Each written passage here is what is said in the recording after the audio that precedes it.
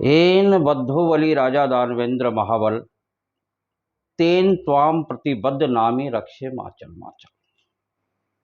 तात्पर्य यह है, दानवीर राजा बलि जिस रक्षा सूत्र से बांधे हैं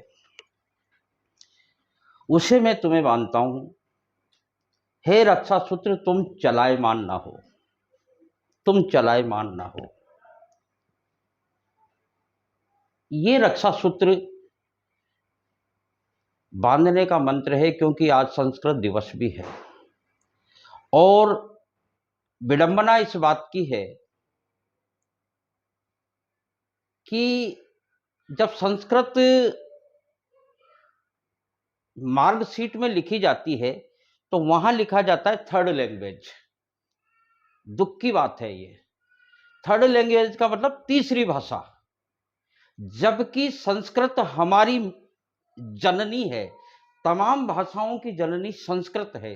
संस्कृत से तमाम भाषाएं निकली है। तो अगर तमाम भाषाएं निकली है तो फिर नानी हुई। मातृभाषा हिंदी है तो जननी कौन है? तो हिंदी की जननी संस्कृत है, तो संस्कृत तो नानी हुई।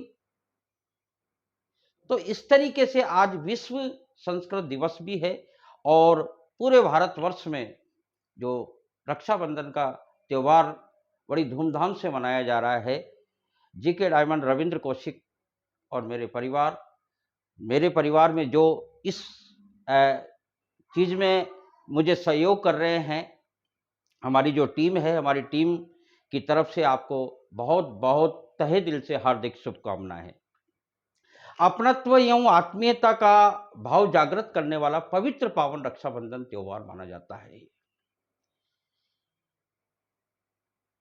और इन त्योहारों पे, बड़े त्योहारों पे कुछ संकल्प भी व्यक्ति को लेना चाहिए, क्योंकि इस समय देश की और विश्व की व्यवस्थाओं में काफी गड़बड़ और गिरावट नजर आती है। तो ऐसे संकल्प लें, जैसे मान लो प्राकृतिक आपदाओं से मानव की रक्षा करें। जिस समय कोरोना के समय हुई थी, उस समय सहयोग की आवश्यकता थी। एक मनुष्य के दूसरे मनुष्य से सहयोग की आशा कर रहा था, लेकिन नहीं कर पाया। तो ऐसी प्राकृतिक आपदाओं से समाज की रक्षा करें, मंदिर मठों की, गुरुद्वारों की रक्षा करें, पर्यावरण की रक्षा करें, गौ माता की रक्षा करें, खुद के स्वास्थ्य की रक्षा करें। क्योंकि आदमी अपने खुद के स्वास्थ्य के प्रति भी लापरवाही बरतता है। नशे को लेके या बहुत सारी ऐसी चीजें हैं जिन चीजों को लेके अपने स्वास्थ्य के प्रति भी सजग नहीं है। तो संस्कारों की रक्षा, पवित्रता की रक्षा, एक भाव होना चाहिए अपने अंदर पवित्रता का। माता बहनों की रक्षा, माता बहनों की रक्षा लव जिहाद को लेके है, क्योंकि जो लव जिहाद चल रहा है उसको लेके माता बहनों की रक्षा है। सबसे बड़ी बात बताऊं, अध्यापक होने के नाते भारतीय शिक्षा और स्वभाषा की रक्षा। अखंड भारत विश्व गुरु की भावना हमारे अंदर होना चाहिए। क्यों? अभी आपने देखा होगा, देखो, मां बहनों के लिए लोगों ने जाने गंवाई थी। ऐसा देश था मेरा भारत। ऐसी शिक्षा थी हमारी किताबों में। पुरानी जो पाठ्यक्रम चला करते थे उसमें देश की रक्षा के लिए, मातृभाषा के लिए, भाई बहनों के लिए प्यार मोहब्बत की जो इस तरीके से जो कवियों को समाहित किया जाता था। अभी रक्षाबंधन पे देख लो आप, रक्षाबंधन पे आजकल हर त्योहार को ज्योतिष की गणित पता नहीं कैसे गड़बड़ा रही है।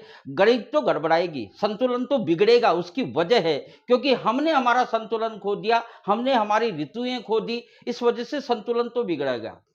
दीपावली की गणित नहीं बैठी, होली की गणित नहीं बैठी, इधर से आप देखो रक्षाबंधन की गणित नहीं बैठी। बीच में कहीं ना कहीं से कोई ना कोई अपवाद कह दो, या अपवाद नहीं कहें तो जो ज्योतिष विज्ञान का जो है, तो उनकी गणित के अनुसार जैसे भद्रा लग गया, अभद्रा लग गया तो तिथि आगे निकल गई। मकर संक्रांति हमेशा से हमने सुना है 14 तारीख को आती है, 14 जनवरी को आती है, कभी आजकल 15 को आ रही है, कभी 16 को आ रही है। तो कहने का तात्पर्य यह है, गणित बहुत ज्यादा बिगड़ता जा रहा है। तो इसके बहुत सारे उपाय भी अरे हमारे पास तो जीके के टीचरों के पास तो यही उपाय है, भद्रा लग गया तो उसको सु कर दो यार। ये सु लगा दो, सुभद्रा हो गया, सुभद्रा का मतलब कृष्ण की बहन हो गई, काम चालू कर दो, बस बात ये है हमारे पास। तो आपके काम को रोको मत, भद्रा लग गया, इसके आगे सु शब्द लगा दो, ये सुभद्रा होगी, भगवान श्री कृष्ण की बहन होगी, भगवान श्री कृष्ण की बहन की राखी बांध के आप राखी। तो कहने का मतलब यह है कि एक समय था जब इंसानों ने माता बहनों के लिए जान भी गंवाई थी, लेकिन आज आप देख रहे हो, आज बिल्कुल उल्टी हवाएं चल रही है देश में। उल्टी हवाएं कभी आपने इस उम्र में देखा नहीं होगा। जो भी 50 साल 70 साल के लोग होंगे उनसे आप पूछना कि बाबा क्या रक्षाबंधन कभी ऐसे 40 डिग्री तापमान पे आपने देखी है? पूछना आप। जब राखी पर 40 डिग्री तापमान हो, राखी पर झड़ लगते हैं, आदमी बाहर नहीं निकल पाता, भयंकर ठंड लगती है, भयंकर सर्दियां, यूं मान लो नदी नाले आए रहते हैं। और आज देखो प्रकृति का संतुलन बिगड़ चुका है। क्यों बिगड़ चुका है? हमने प्रकृति का इतना दोहन कर दिया है, हर जगह खड्डे कर दिए, पर्वत पहाड़ सब खा गए अपन, जीव जंतु कीट पतंगे सबको निगल गए। ये इंसान का पतन इतना खतरनाक तरीके से हो रहा है। अरे हर आंचल को खतरा है आपसे, हर घूंघट को खतरा है, हर पायल डलती है आपसे। आदमी का कहने का मतलब क्या कहूं कि इस व्यवस्था में आदमी का पतन इतना तगड़ा हो रहा है कि बहनों पर भी हमला होता है। आप कहोगे सर ऐसा कैसा? ऐसा किसके चलते हो रहा है? नशे के चलते हो रहा है, कुसंस्कारों के चलते हो रहा है, या बच्चों को आप ऐसी जगह पे ले ही नहीं जाते, मंदिरों में नहीं ले जाते, गुरुओं के पास नहीं ले जाते। निजी डॉक्टर है आपका, आपके सब निजी हैं, लेकिन निजी गुरु नहीं है आपके पास।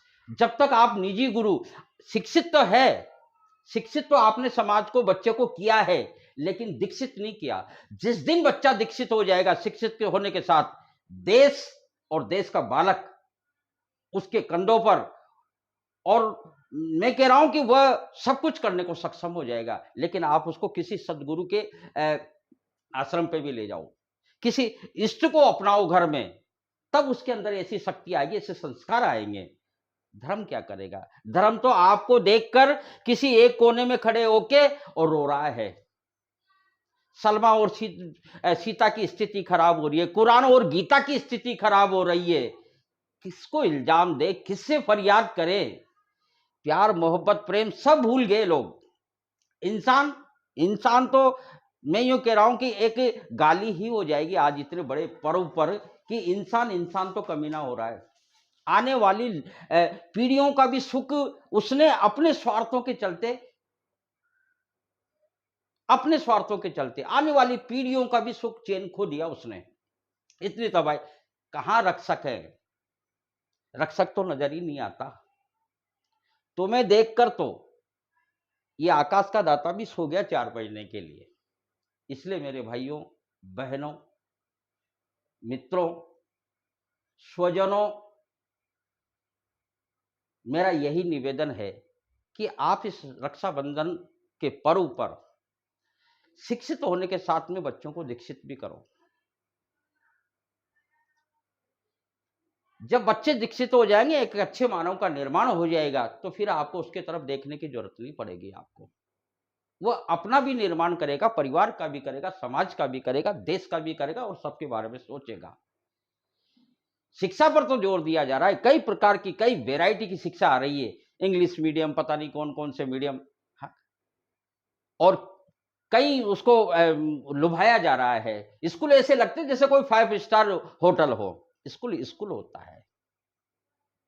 चलो जैसी भी है, भौतिकता चल रही है या जो भी युग चल रहा है, लेकिन फिर भी आप उसको संस्कारों से जोड़ो, मंत्रों से जोड़ो, शास्त्रों से जोड़ो, संतों से जोड़ो, क्योंकि संत और शास्त्र गुरुओं से परिवार को जुड़ना बहुत जरूरी है। मेरा इस रक्षाबंधन के पावन पर्व पर आपसे यही निवेदन है कि आप शिक्षा के साथ बच्चों को दीक्षित भी करो, संस्कार भी आपको वहां से मिलेंगे, और इस जो पावन पर्व का जो एक कोई भी देश में अगर बड़ा पर्व आता है, हिंदू धर्म में, हमारे भारत में 2-3 त्योहार बड़े धार्मिक औचित्य को रखते हुए आध्यात्मिक दृष्टिकोण से मनाए जाते हैं, पवित्रता के साथ मनाए जाते हैं, होली, दिवाली, दशहरा जो भी है।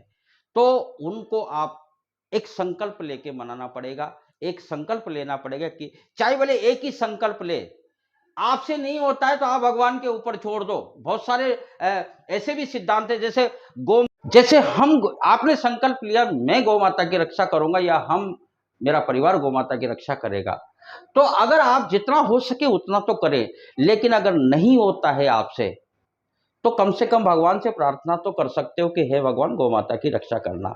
आप उसके ऊपर छोड़ दो, वो अपनी व्यवस्था आपकी व्यवस्था में डाल देगा और आपके लक्ष्य और उद्देश्य को, संकल्प को पूरा कर देगा। लेकिन ऐसे त्योहारों पे, ऐसे पर्वों पे, क्योंकि हमारे तो जीके में हम तो पर्व भी पढ़ाते हैं, हम तो त्योहार भी पढ़ाएंगे अभी बच्चों को, 30 त्योहार चलेंगे। हम तो लोक देवता भी पढ़ाते हैं, लोक गीत भी पढ़ाते हैं। हमारे तो राजस्थान, भारत और विश्व हम तो सब पढ़ाते हैं। तो हमारे लिए तो ये एक क्लास ही हो गई। आप इसको ये मत समझना कि ये जीके से बाहर है, लेकिन ये आम आदमी के लिए है, ये आम आदमी की, क्योंकि हमारा पर्व आध्यात्मिकता से और धर्म से, ऐसा कोई पर्व नहीं है जिसपे धार्मिक अनुष्ठान नहीं होता, ऐसा कोई पर्व नहीं है हमारा जो आध्यात्मिकता से जुड़ा हुआ नहीं है, ऐसा कोई पर्व नहीं है जो प्यार और मोहब्बत से नहीं जुड़ा हुआ। तो मैं इस पावन पर्व पर आपको मेरे पूरे परिवार की तरफ से आपको हार्दिक शुभकामनाएं पुनः व्यक्त करता हुआ अपनी वाणी को विराम देता हूं और